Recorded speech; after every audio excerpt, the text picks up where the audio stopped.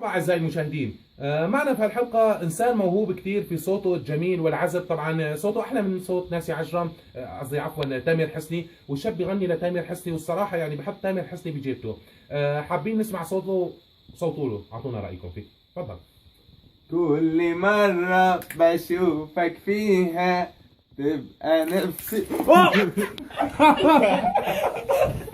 نعم طلاق على المساء، نعم طلاق كون